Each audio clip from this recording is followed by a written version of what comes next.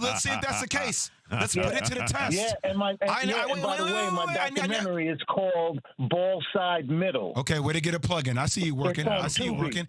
All right, I got to ask you a question here. I got to test this basketball IQ and knowledge. What do you see happening with Kevin Durant and Kyrie Irving? Go. You got 20 seconds. Well, first and foremost, when it comes to Kevin Durant, when you're trying to get validation, which you mentioned earlier, you can't use that because it can be toxic to the goal.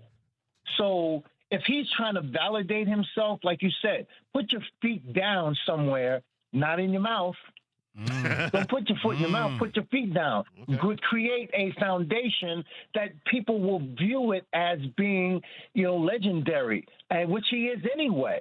But this way, it gets the naysayers to conform to say, he did it the right way. So you're right, Jay. Put your foot down. Okay. I'm not going to look at him differently. And by the way, thanks for the phone call. And also, well plug, well played, BK all day, every day in the house. I'm not going to put that on Kevin Durant in terms of that's not going to lessen him in my eyes. But we mentioned this about 10 minutes ago. That's how people are going to think of him, that if he decides to go somewhere else, or even if he does, let's say if he does win a championship in Brooklyn, I can't even imagine what that narrative is going to sound like with Kevin Durant. Once again, we talked about this openly, Freddie. Me as a basketball guy, I appreciate his greatness. I know he is a unicorn in the game of basketball. We have never really seen somebody like him. But there will be a lot of people that will say he never put his roots down somewhere. No doubt. I get it. And eventually, you got to be like, yo, I can't be out here going to all these different places. Like, I got to make something mine and make it great. Kevin Durant believes the game is his and the ball is his. Yeah. And that's good enough for him. Whether it's good enough for some other people, that is something that he's going to have to deal with when it comes to that. Keep weighing in anytime you want to 888 say ESPN 888-729-3776. That'll allow you to be a part of Keyshawn, JWill, and Max on ESPN Radio, as well as ESPN2. And how much of this could affect Jay Williams and Duke basketball? What I mean by that is the Big 12, because the Pac-12 lost USC and UCLA, they'll lose them to the Big 10. The Big 12 could be looking to add up to 6 Pac-12 teams: Colorado, Utah, Arizona, Arizona State, Oregon, and Washington. Meanwhile, the Pac-12 is trying to ramp it up when it comes to talks for a new TV deal. Reese Davis, ESPN College Game Day host, when he was on some show called Freddie Fitzsimmons last night, said SEC should try to do this to combat what the Big Ten has done and what the Big 12 is trying to do. If I were Sankey, I would hit Notre Dame and try to get them to join. Go after them. I would go North Carolina before Clemson, and I know that's going to infuriate my Clemson friends. But North Carolina. That would be where I would go first. Quickly, why? Because why? I think they've got a stronger national brand. Now, Clemson's been great for the last 10 years in football, but you and I both know, Ian, that prior to that, they were a wonderful regional school, and I don't think they have the long-standing national brand that North Carolina does. Now, it doesn't mean that I wouldn't take Clemson. I don't want that misunderstood. I'm just saying in the pecking order, I would probably go North Carolina first. So let's say that happens. What does that do to North Carolina Duke in sports, especially in basketball? No mas. It's gone. I mean, Reese does make a really interesting point about, obviously, Clemson has been a national powerhouse, even though I think that's dropped off a little bit the last couple of years under Dabo. But North Carolina, Brand Jordan, the reach of their football program, Sam Howell has made a little bit of a stretch over the last couple of years. Sure. Basketball program. I hear to a degree what Reese is saying from a national recognition perspective about the brand. It's different. I don't. If you're Notre Dame, though, it just makes sense to go to Big Ten. It's always made sense. It's just geographically in your footprint. And then all of a sudden that USC Notre Dame game just kind of fits right in that scene. It's a huge monetary opportunity. It just. For me, that works. But, man, the North Carolina one is, wow. Because we saw it happen with Texas A&M left to go to the SEC. They didn't want to play Texas anymore. Now both in the same conference, and I don't know if Texas A&M wants that anymore, to play them again because they tried to get away from them. But I'm hoping it doesn't get to that. There's still plenty of layers, but at the same time, it would really stink because, to me, that's the one thing about all this changing landscape.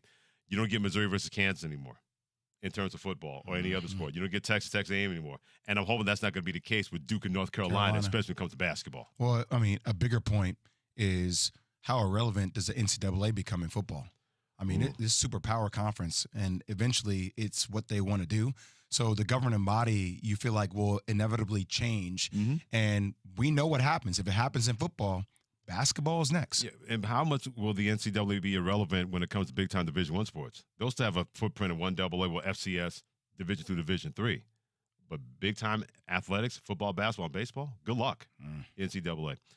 That means a lot of people are going to be looking for jobs. A lot of people could be looking for jobs. JWill, Freddie, coming part of Keyshawn, JWill, and Max. Where it's gone stagnant between the Lakers and the Nets regarding Kyrie Irving in exchange for Russell Westbrook and a couple other pieces. I look at it and say, if you're Kyrie Irving, if you can't get that deal done, then doesn't it behoove you on a 1-year deal as you're trying to get your max money to be on a championship contender with a roster that looks like it's being built out to be a championship contender? So if Kevin Durant is there, even though he asked for a trade, if you were to say, hey, look, let's give it a year. Let's put all the pieces together. Let's be committed to this process. Our team is complete. We can have Ben Simmons at the 5. We can help rebuild him. We got Joe Harris. We got Seth Curry. We re-signed Patty Mills. We just signed TJ Warren, who, coming off injury a couple years ago, but still was in the bubble, dropping crazy points. He was doing his thing. Right? You got Edmund Sumner, who is a guard who can defend. You have all the pieces there in place to contend in the Eastern Conference. Okay. I mean, with this lineup you're talking about, they're up. I still would say the Milwaukee Bucks, I think, are the best team in the Eastern Conference, but they're right there with the Boston Celtics. And we saw Messie's leadership abilities when he got to the New York Rangers, when he called this shot down 3-2 to the New Jersey Devils in Eastern Conference Finals in 1994. He said, we're going to win Game 6, and went out there and delivered a hat trick, and then he won Game 7 after that with Mattel. But during those Edmonton years, when they had star-studded team with Yari Curry and Grant Fuhr and all those dudes, Gretzky was the great one, but Messier was the leading one. I got Gretzky at number 2. Number 1. To me, it's the obvious one. Joe Montana, all those years, the San Francisco 49ers. They won 4 rings with him, but Ronnie Lott, those guys were the leaders. Keena Turner, those guys were leaders like that. And Joe Montana didn't mind that because Joe Montana went out there and did his thing. When they need him to dial it up and make plays, time after time, he did that. But the guys that led the way, the guys that were the vocal leaders that set the template for that team, if anything, you could say that Bill Walsh was more of that than Joe Montana. But it's definitely guys like Ronnie Lott. I got Joe Montana, number 1, as the best players who weren't leaders on their teams. Okay. Am I missing anybody? No, I don't think so. I think number 5 sounds like poop to me, Ron Burgundy. Wow. It sounds like quoting. poop. Why does it sound like poop? Number 2. How can Tom Brady be a top 5, not a leader? Tom Brady is one of the greatest, not the greatest quarterback of all time. I know that. It is possible. It is possible That Tom Brady and Bill Belichick could be 2 incredible leaders. Not at that Tom time. Brady did go to another organization, get that organization to bring on Antonio Brown, did bring Gronk to that organization because people love the way Tom Brady not only played, but the way he's led. He might be one of the greatest leaders of all time in sports. You have him on one of your worst top 5 lists. How is this even possible? This makes no sense, Freddie Coleman. There's no way that Zero. Tom Brady is one of the greatest leaders of all time. And even your cool, calm, and collective voice doesn't make it sound right. Here's why it makes it right, because I can name better leaders of their football teams that were Tom Brady that didn't win championships. Dan Fouts, all those years, the San Diego Chargers, led that team with heart and soul and blood and guts. Dan Marino the same way with the Miami Dolphins were better leaders, in my opinion, than Tom Brady. And I'm not trying to disqualify him as a leader. I'm saying with the Patriots, Bill Belichick was the leader of that organization. His specter was able to outdo everybody else. And that's not trying to minimize Tom Brady. That's just stating what I believe what it was and what I saw those years. It took Tom Brady, to your point, and I made that point too, to lead that organization for people to see that, yeah, all those years he was being stymied by a guy like Bill Belichick because of Bill Belichick being that kind of guy in charge of the organization. So due to your rationale, that's like saying Michael Jordan's not a great leader because Phil Jackson's the one that came in with the culture with Jerry Krause. No, that's different because Michael Jordan, that was his team. It was clearly Michael Jordan's team more than Phil Jackson's team. There's no doubt about that. How about Kobe Bryant? Same thing because Kobe Bryant was there in L.A. beforehand? Well, it was different because he was different because Kobe Bryant was there, like you said, more than Phil Jackson. What does that have to do with somebody being there? If you're not getting over the hump, Doesn't somebody help you get over the Well, hump? didn't Bill Belichick help Tom Brady get over the hump? Oh, I agree. Mhm. But didn't Tom Brady evolve and continue to grow and blossom as a player and a leader? He Just because did. you came into a system can help you get to a place I get it. where it's overall said and done. Sure. You can come out of this system Right. a great leader. Right, but not during that time with Bill Belichick from that standpoint. By the way, these rankings brought to you by Dell. For your small business needs, call it Dell Technologies Advisor today at 877-ASK-DELL. We'll continue more of this conversation. I don't believe you. I don't care. And does KD really want out of Brooklyn? We'll care about that.